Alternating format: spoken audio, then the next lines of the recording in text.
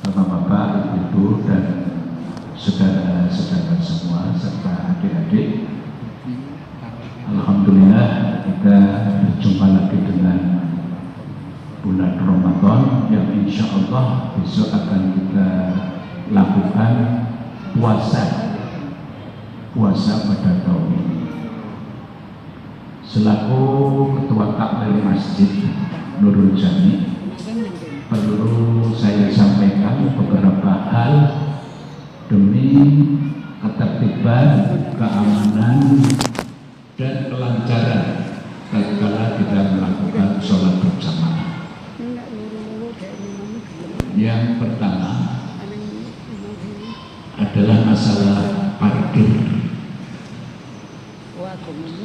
Jadi parkir nanti yang datang dari barat itu supaya kendaraan itu memenuhi di halaman depan masjid dulu. Ini untuk apa? Untuk keamanan bersama. Jadi jangan sampai ada barang-barang yang menempel di kendaraan itu menjadi hilang, seperti helm dan lain sebagainya. Jangan sampai. Nah, ini kita menjaga supaya barang yang kita miliki itu. Adapun kalau mobil itu jadi masuknya dari arah selatan, dan tempatnya adalah di halaman setelah pagar. Semuanya biar apa? Biar tertib.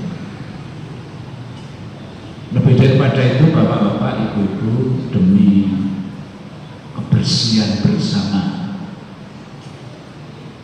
kami dari Takmir Masjid mohon dengan hormat, itu kalau buang sampah itu tolong dibuang di tempat sampah yang telah disediakan. Jadi jangan sampai ada sampah itu yang di luar tong sampah. Biar tempat ibadah kita ini menjadi indah, aman, nyaman. Jadi botol-botol aqua, plastik, dan lain sebagainya.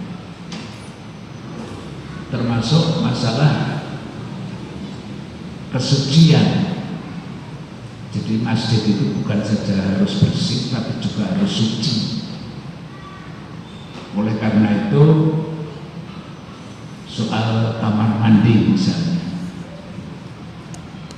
mohon maaf bapak-bapak, ibu, kalau panjenengan menggunakan fasilitas kamar mandi, maaf termasuk WC-nya, itu tolong sehabis buang air kecil atau buang air besar itu terus disiram. Kasihan pendatang berikutnya. Jadi kalau kita meninggalkan kamar mandi itu terus kita siram, itu insya Allah akan kelihatan bersih terus. Orang yang datang kemudian itu juga kadang-kadang nggak tahu apakah ini najis atau tidak. Dan nanti yang akan dihisab pertama kali itu masalah kesucian kita ini. Sebab kita akan menghadap pada Allah Subhanahu wa Ta'ala. Pada ibu-ibu, nyuwun sewu ya Bu ya, Mbak, jangan membuang tisu, pembalut itu di lubang apa? Di lubang WC. Insya Allah sudah kami sediakan tempat untuk sampah. Kalau itu kotor sekali ya sudah masukkan saja di situ. Nanti petugas kita yang akan membersihkan. Sebab pada pengalaman bapak-bapak, ibu-ibu, ini kok WC-nya kok mantap. Tapi setelah dibongkar itu apa isinya? Yun sewu. Kok ada kesumpulan dengan celana dalam. Ini kan merepotkan semua. Jadi ini jangan sampai apa terjadi. Di tempat sampah itu sudah kita siapkan. Ini yang saya terutama ibu-ibu dan mbak-mbak. Tapi kalau jamaah dari Pedi, insya Allah. Tapi yang dari luar Pedi ini kadang-kadang bis rombongan, 2 bis masuk semua, mandi bareng-bareng, tapi habis itu enggak nyeburi ifat, ya apa-apa. Ya, tapi kita memang memfasilitasi orang-orang yang ingin sholat di masjid jami. Apalagi besok ini kita mau adakan buka bersama. Silakan bapak-bapak, ibu-ibu, adik-adik kalau mau buka bersama di Masjid Nurul Jami ini kita siapkan. Itu bukan masalah bersamaan kita dalam kebersihan dan kesucian serta akses lalu lintas kendaraan biar semuanya lancar. Kemudian tentang ibadah kita mengharapkan sekali lagi nyuwun sewu ya. Ini coba kalau begitu datang di masjid, itu mbok sok depan itu diisi gitu. Jadi orang yang datang belakangan itu kadang-kadang mau maju ya terhambat karena paten jelempah. Sebenarnya saya yakin kita semua itu tahu sok mardini itu pahalanya apa. Semua kita sudah tahu. Unta ini kok yurangkan boleh unta. Terima apa? Terima pitik. Unta, kambing, ayam, telur, bumi-bumi malah rantok apa-apa. Kita biasakan apa? Memenuhi sok. Dan soal pakaian, kalau misalnya terpaksa harus pakai kaos, yang di belakang itu tidak ada tulisannya. Kalau kaos di belakang ada tulisannya itu cukup mengganggu dengan jamaah yang ada di belakang. Maksud saya sholat jamaah di depan saya ini ada anak muda kaosnya hitam, tapi tulisannya ini muda, foya-foya, tua, kaya raya, mati masuk surga, batin saya kumpul-kumpul. Termasuk ini apa tulisan-tulisan yang kalau dibaca itu mengganggu jamaah di belakang. Ini tolong kita minta biar itu apa kebersamaan kita bersama. Kemudian tata tertib dalam sholat tarawih tadi sebagaimana tadi sudah berjalan. Jadi yang pertama adalah sholat isya. Setelah sholat isya nanti itu kita zikir dulu sebentar. Kemudian sholat ba'diyah, sholat ba'dal isya 2 rakaat. Setelah selesai itu kemudian disusul dengan sholat iftitah. Sholat iftitah itu apa? Dikenal juga dengan sholat khafifataini, 2 rakaat yang ringan. Maka cukup baca Fatihah, tidak pakai surah. Nah itu apa? Ada dalilnya. Banyak sekali perawi-perawi yang meriwayatkan tentang bagaimana kita melaksanakan sholat khafifaini ini atau sholat hadis yang diriwayatkan Muslim, Ahmad, Abu Dawud dan yang lain. Kemudian sholat tarawih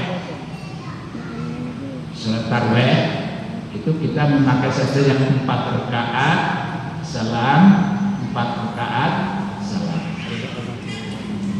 Setelah itu nanti kita dengarkan kultum. Insya Allah selama Ramadan ini sudah kita jadwalkan untuk kultum setelah sholat sholat tarawih, dan juga kultum setelah sholat subuh. Jadi insya Allah nanti 30 hari jadwal sudah kita siapkan, dan para mubalek khotibnya sudah siap untuk hadir memberikan tausiah pada kita semua. Kemudian setelah ini adalah witir 3 rakaat, dan 3 rakaat setelah selesai witir itu dengan doa yang insya Allah nanti akan dipimpin oleh imam. Bacaannya adalah Subhanal Malikil Qudus 3 kali. Subhanal Malikil Qudus, Subhanal Malikil Qudus, Subhanal Malikil Qudus, Rabbul Malaikati war Ruh. Ini juga ada. Jadi misalnya hadis yang diriwayatkan oleh Nasa'i, Abu Dawud, dan Tirmidzi. Insya Allah ini imam kita ini alhamdulillah Ustadz Rozak ini pemasuk pondok pesantren Ambil Maksum di Basing, dan insya Allah nanti pada tanggal 11 sampai 20 kita juga menghadirkan lagi imam yang lain. Begitu pula nanti tanggal 21 sampai akhir Ramadan. Nah sekalian, kita ingatkan juga, mumpung masih awal, bahwa waktu sahur yang terbaik itu adalah di akhir. Tapi kalau buka itu di awal. Jadi kalau sudah mancing terus saja kita melakukan. Saya ingatkan juga jam-jam panjenengan, baik jam tangan, jam dinding maupun jam tembok itu tolong itu dibikin yang secepat mungkin,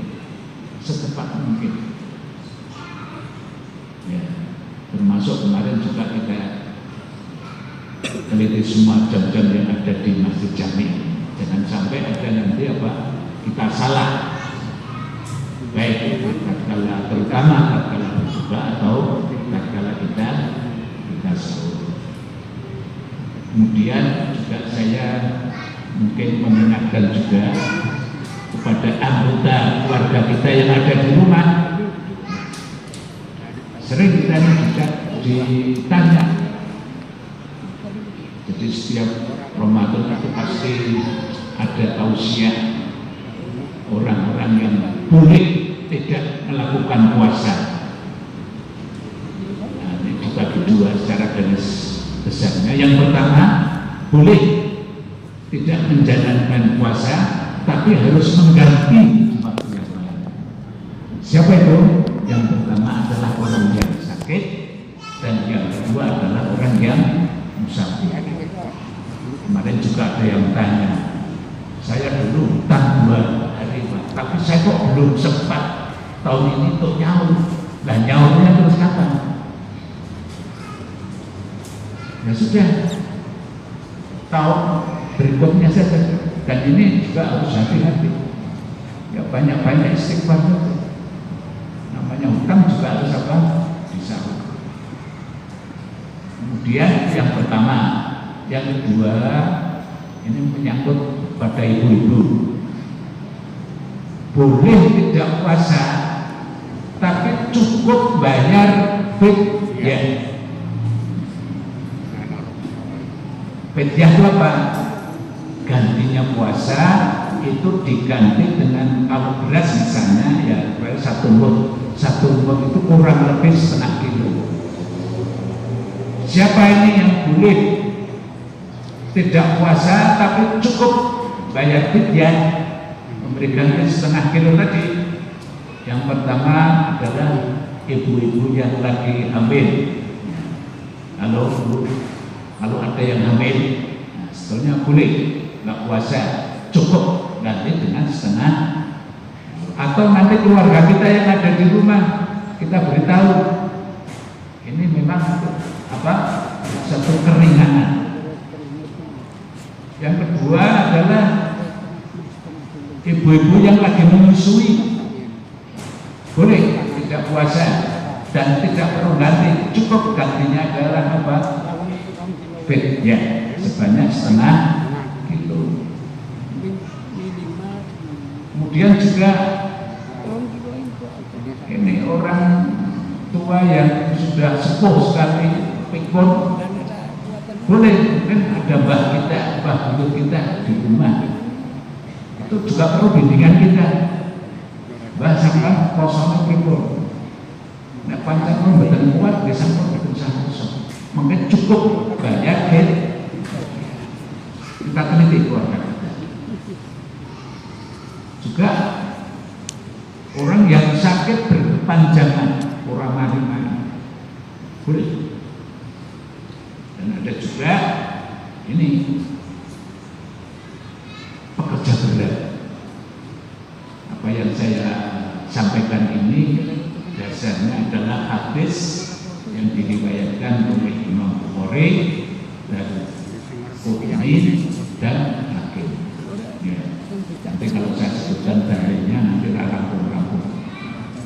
Intinya itu saja. Demikian Bapak-bapak serta Ibu untuk tata tertib bagaimana kita sholat berjamaah khususnya di Masjid Al-Jami. Demikian kurang lebihnya mohon maaf. Billahi taufiq wal hidayah. Nasrun minallah wa fathun qarib. Assalamualaikum warahmatullahi wabarakatuh.